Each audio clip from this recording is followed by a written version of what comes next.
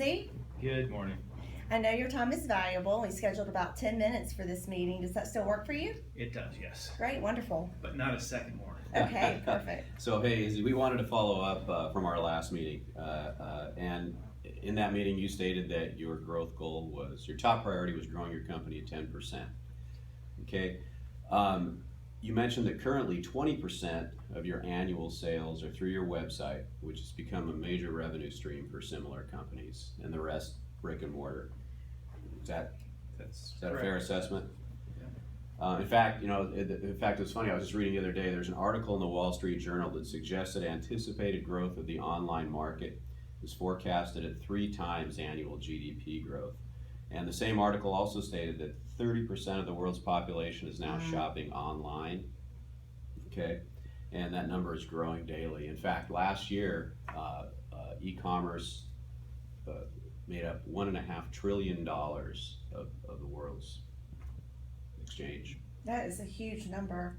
You know, Izzy, I don't know if you watched any of the recent political presidential debates. We're going down that aisle. Yes, we are. But you know, in those debates, I'm sure you probably already heard that 95% of the world's population lives outside the United States.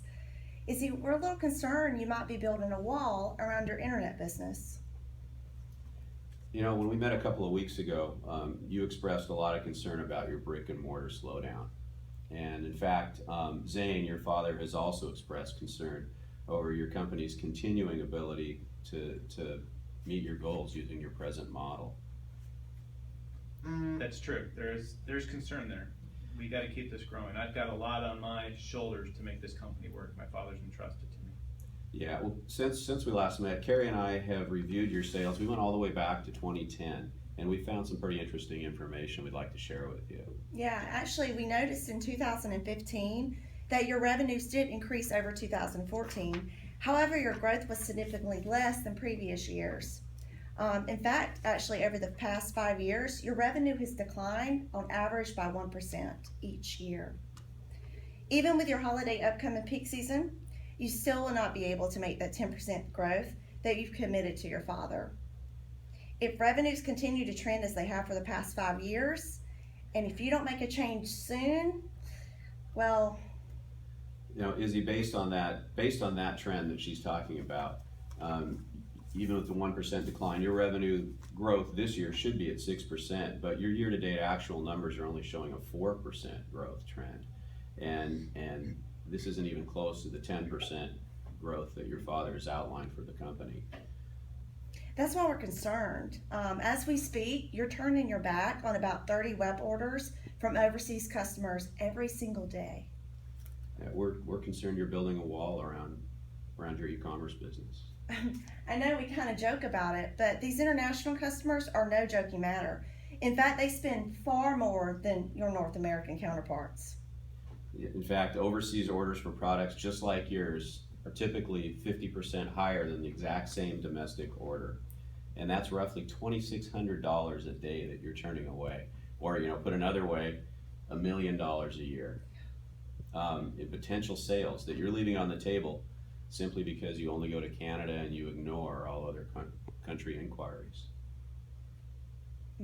You know, your 10% growth initiative by the end of the year, let's take a look at that. That's $400,000, 10% of your $4 million in gross sales. Okay, so right now you're not at $400,000. You're only adding $120,000 to the company bottom line, and that's with less than 3 months to go in the year. You know, if you could convert all of the remaining sales, those international sales out there during your peak holiday season between now and the end of the year, you could take in an additional $500,000. That would get you to $620,000, which is above your $400,000 target. This is why you cannot wait any longer. You have to make a change now. You know, if you're not taking advantage of the international marketplace, you bet your competition is, and for the record, they are. Izzy, you have an amazing opportunity ahead of you, but yet you have a huge responsibility to maintain this business. Even with your online sales growing at an impressive 15%, your year-over-year business growth is continuing to consistently trend down. Listen, I know what it feels like to disappoint my leadership when I don't hit my numbers. It's devastating to me. I can only imagine the pressure you must be under. Not only do you have to answer to your father, but you have to answer to your employees whom you've grown up with. Izzy, you have their future in your hands. Listen, let me ask you a simple yes or no question. If one of your customers walked into your brick and mortar store down the road and your sales rep in that facility or that store refused to help that customer because they were German or Australian or say from Singapore, would you be okay with that? Not at all. So why are you allowing this practice to continue on your website? Wow. Nice question. In fact, Brian and I have researched your top international hits, and your top 3 international opportunities come from, guess where? Germany, Australia, and Singapore. You really need to tear down that wall. Izzy, based off my experience with other businesses similar to yours, and based off our conversations, I know you're concerned with fraud and potentially being on the hook for miscalculated landing costs. I get it. International is scary. And that's typical. It's nothing unusual. Businesses of all kinds, including businesses like yours, though, have overcome these concerns and these hurdles. They're moving ahead, and they're reaping huge benefits. That's actually true. In fact, we recently helped some local customers incorporate the International Landed Cost tool on their website and increase their revenue by 50%. Not only did we do that, but we helped those customers protect against international fraud, and we also protect and grew those international receivables. And again, Izzy, by focusing on international e-commerce, you can grow your sales and exceed your goal. It's as simple as that. Let's work together. Tear down that wall. I hear what you're saying. There is a fear there for me of international, but there's also a fear of we've tried it before and failed, and so that's what's concerning me.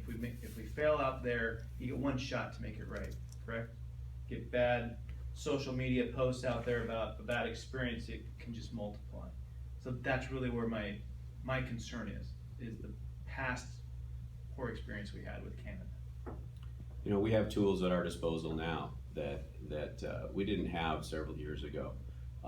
And what we'd like to do, they're highly tailored tools that can overcome these fears you have, specifically about fraud and about calculating landed costs properly.